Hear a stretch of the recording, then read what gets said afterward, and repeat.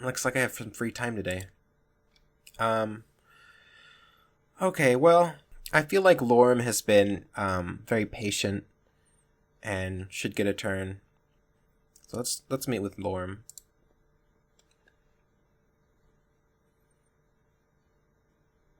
I went to the bar Lorem had suggested as our meeting place. When I looked around, I saw Bryce sitting at a table, talking to someone I couldn't see.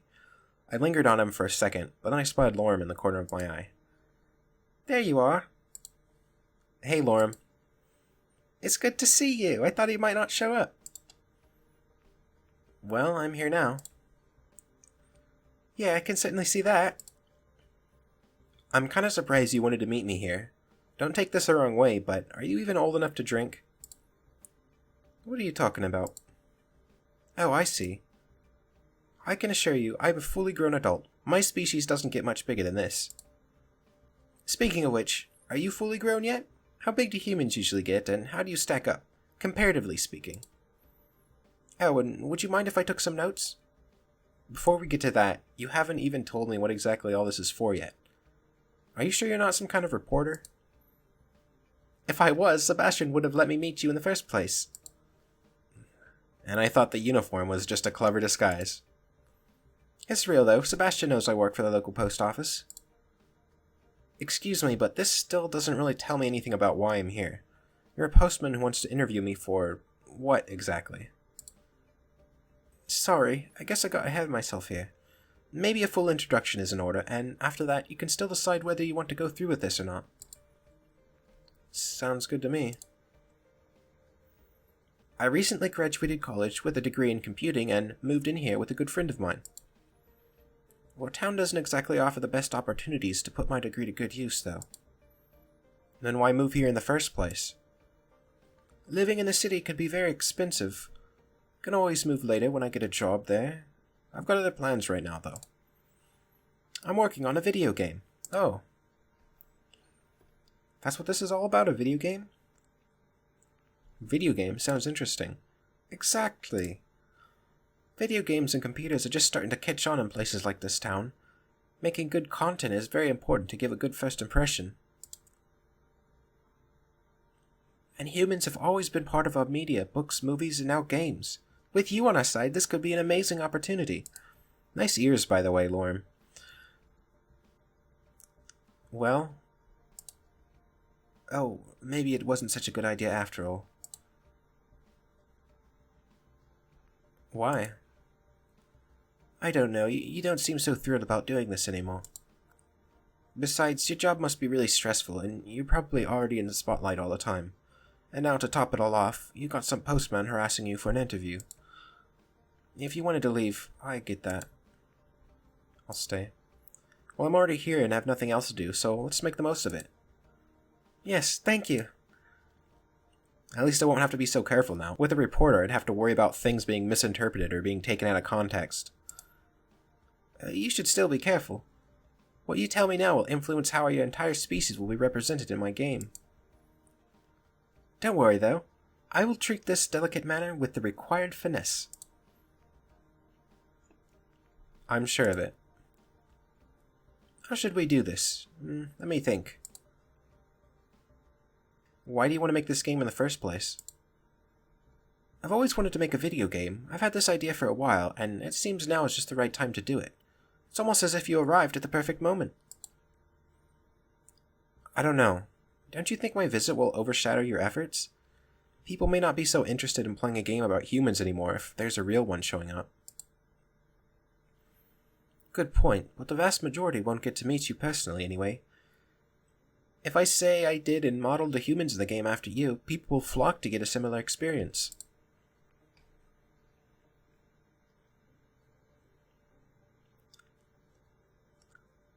Does that mean I'm going to be your game's mascot? I guess you could say so. Okay, but why focus on humans? What makes us so important?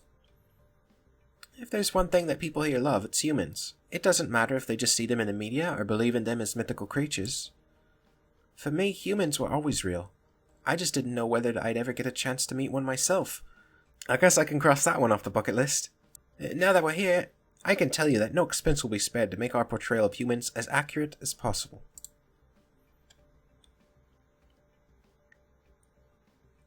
Such a messed up priorities. No, that seems fine. You certainly seem passionate enough about this. For good reason. I just love humans. If you say it like that, it actually ends up sounding pretty weird. Besides, what if I turn out to be a horrible person? What would you think about humans then? I wouldn't change anything, because I wouldn't base my opinion of an entire species on interactions with a single individual. Then what is your current opinion of us based on? Just the myths we have and the previous portrayals of humans in our media. But I suppose that's why I'm here talking to you right now. I want the truth, and all of it. Telling you all of it might not be such a good idea. Oh, okay. I guess that would take a lot more time than we have today. Anyway, what's the actual game about? What do you do? It's a community simulation game, and it all starts with the player character moving into a procedurally generated community, which is inhabited by all kinds of mythical creatures, humans included. Mythical creatures like humans, Not only are the towns you move into unique, but the inhabitants are too. There are a variety of traits that get randomized, both in looks and personality. There are many things you can do, but it's very open-ended, and you can live your life there however you like. That sounds like my kind of game. I would like to play a game like that, but with dragons. Oh, really? I couldn't ask for a better compliment than that. What other mythical creatures are there besides humans? I haven't worked that one out yet, but humans alone give us a lot of material to work with. How so? The question of the mythical humans can be tackled in a variety of ways. There are many different interpretations of what humans are like. For example, in general, the mythical human can be divided into 3 categories. Firstly, the human is a physical creature. Secondly, the human is a non-physical entity. And thirdly, the human is a spiritual being. Well, let's start with the physical aspects. Sure. Since one of the myths tells us that humans who created us eventually turned into dragons, there is a lot of room for interpretation as to how similar humans actually are to dragons. I can see you don't have wings, but most of us are able to create fire in some way, or at least we have a breath weapon. How about you? I can rub 2 sticks together to make fire. Does that count? Not really. Having hands that are dexterous enough to do that is remarkable, though. It's a bit strange, though, because our myths always say that you gave that ability to us. Interesting. Maybe it's meant to be taken literally, meaning that when that ability was given to us, you lost it. Or maybe we never had it in the first place. Humans are known to have created a lot of things out of nothing. After all, we only needed to discover how to create and use fire because we didn't have a natural ability to do so. We have a proverb that sums up this pretty well. What is it? Necessity is the mother of invention. So lack of natural abilities drove innovation forward. What an interesting thought. Here's another thing. You may have many different images of humans, but in the end, only one can be right. It's also possible that what you've been led to believe about humans doesn't actually refer to us at all. Are you implying that you aren't human? No, I'm just saying that if you really had been in contact with humans before, as your myths imply, they would need to belong to the same species as me and thus be very similar to myself. If they aren't, then either they weren't humans at all, or have very different origins. So you say there's a possibility that our humans and your humans may be something different altogether? I suppose you're right in the way that our images of humans are very inconsistent. They certainly can't all be humans in the way that we would refer to a single species. The name should probably be reserved for yours. And we haven't even touched on the other 2 categories of humans. What did you call them again? Non-physical human entities and spiritual humans. What's the difference? Honestly, the definitions get a bit muddled here. Going by conventional belief, a ghost could be a human who has died and thus changed into a different form. We would call this a spiritual human. An angel, on the other hand, would be classified as a non-physical entity. What do you know about angels? Angels basically look like humans with wings. Their existence in ancient scripts was used to lend some credence to the theories about humans having become dragons. Because of the wings? Exactly. But some of your dragon species don't have wings either. Yes, as I said, once you start delving into that kind of stuff, it all becomes very convoluted. When we met, you also told me something about a 4-headed human. Right, with that we'd go into the realm of creatures that just don't make much sense at all. Having 4 heads just seems unlikely from an evolutionary perspective. That might not really matter if we're talking about a non-physical entity or a spiritual being, though. So in the end, you have a lot of different ideas whose only connection to each other is that you use the word human to describe them in some way. And they share at least some basic characteristics. You fit those as well, by the way. What are they? You certainly are not a reptile like us, but you don't look like a conventional mammal either. We are mammals, though. Yes, but you're so different from other mammals we know that, ultimately, you're quite unique. We don't know any other sentient mammals. You've got a point there, I'll give you that. Strangely enough, we have a lot of human-like creatures in our mythology as well. Oh, do tell. You already mentioned ghosts, but some others include dwarves, giants, fairies, and blimmies? Blimius. I think I've heard of most of those before, but what is a blimius? Essentially, a blimius is a human without a head. A human without a head? How does that work? How do they eat? Instead of a head, they have all their facial features on their chest. That's a rather weird mental image. There are also a lot of half-creatures that share some characteristics with humans and other animals. Like mer-humans? Sure. Lastly, there are creatures that are said to be able to shapeshift into human form. Strangely enough, some of our dragon myths said that they could shapeshift into humans, or that certain countries' royalty are descended from dragons. That would imply that they are genetically compatible with humans. Sounds gross, I guess. Sounds rather outlandish if you ask me. We certainly can't shapeshift like that. I suppose that's why they're just myths. Right, to be fair, we do have a lot of myths that seem quite out there as well, compared to what you're like. Anyway, how come you know so much about myths? All part of being an ambassador. Not only did I learn about dragon myths in order to compare them to what you're like, but I also studied myths about creatures that are similar to humans so I could find out how similar they were to yours.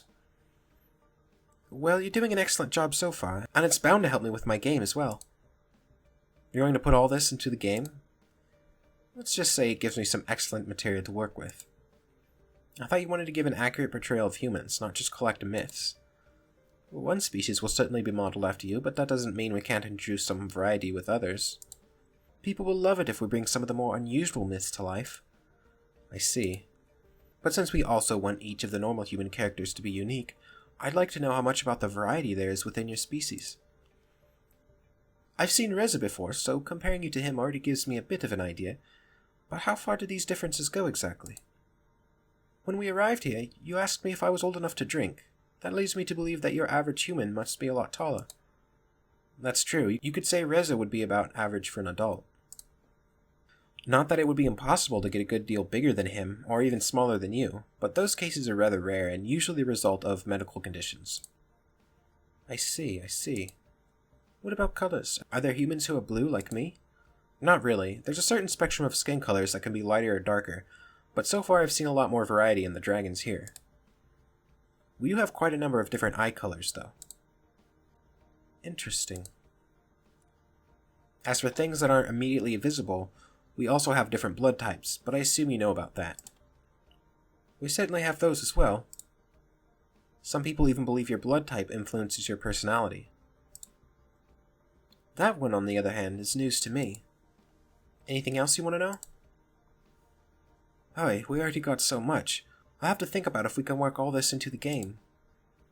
Have you worked on any other games before? I worked on a few small projects during the course of my studies and also interned at a studio before. This is a completely different level, though. How so? It's my game, so I'm the one calling the shots here. It's a very different thing than just making a few graphics when you're part of a bigger team, for sure. I see. How long exactly have you been working on this? Must have been several months now. I've got everything planned out, and a lot of the groundwork has been already done. The most difficult things are the characters themselves, and make sure all the details are accurate. Of course. Have you shown the game to other people yet? Sure, feedback is a very important part of the development process, so I regularly gather ideas and opinions from others, and even made a website to do this. And what did they say? All kinds of things, really. Sometimes it's hard to decide which ones have a good point and which can be disregarded. Overall, it seems like there are many people who are looking forward to playing my game, though. How many are we talking about? I don't know exactly. The counter on my website only tracks the number of visits, so I don't actually know how many different people there are.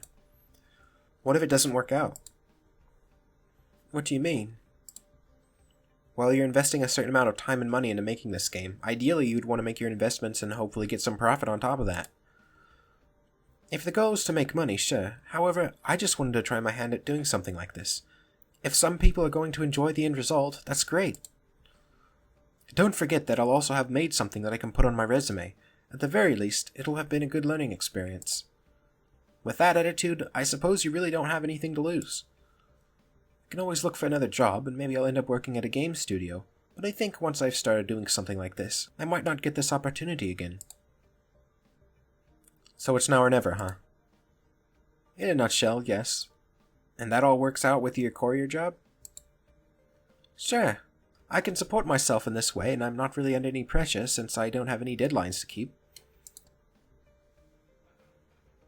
Seems like you know what you're doing. I'd like to think so. What kind of tools are you using to make it? If I consider what some of your species look like, I'm having a hard time imagining how the bigger ones could program a game. While we do have certain devices tailored to each individual species, I can't deny that my dexterous hands make it a lot easier compared to some of the others. One downside is that I have to keep my nails short, or else using the keyboard gets a bit cumbersome. I imagine that you'd have to be careful with those while working as a courier, too. You're right about that. One wrong move and you've suddenly shredded the letter you're supposed to hand to someone. That sounds unpleasant. Luckily, that kind of thing doesn't really happen to me anymore. Not only because of my shorter nails, but once you've worked there for a while, you just learn to be more careful. It's a bit sad to not have them as natural letter openers anymore, though. And it's just not for me. Some people ask me to open their letters for them, since doing that on their own can be difficult for some of the less dexterous and older ones. Have you been working as a courier for long? I just got this job a few months ago, but I had a part-time summer job at the post office when I was growing up. My species is perfectly suited for the job, so they're just glad to have me on board.